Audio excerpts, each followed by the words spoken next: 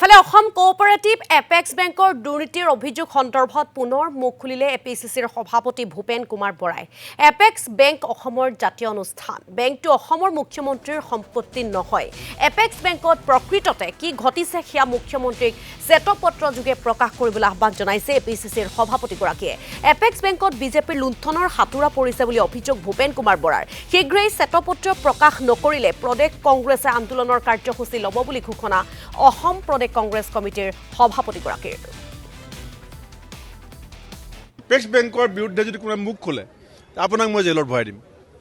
এতিয়া গম পাই গ'ল, এতিয়া চবেই মুখ খুলিব আৰু আমি বিচাৰিছোঁ এপেক্স বেংকত প্ৰকৃততে কি হৈ আছে মুখ্যমন্ত্ৰী এখন শ্বেতপত্ৰ দি অসমৰ ৰাইজক জনাব লাগে, কাৰণ এইটো আমাৰ জাতীয় অনুষ্ঠান।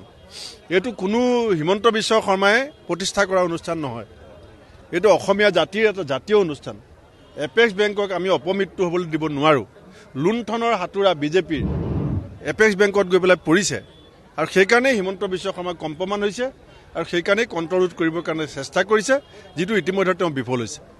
যদি শ্বেতপত্ৰ প্ৰকাশ নকৰে তেতিয়াহ'লে আমি নিশ্চয় আলোচনা কৰি পেলাই এটা কঠোৰ গণতান্ত্ৰিক আন্দোলন লোৱাৰ বাদে কোনো বিকল্প নাই।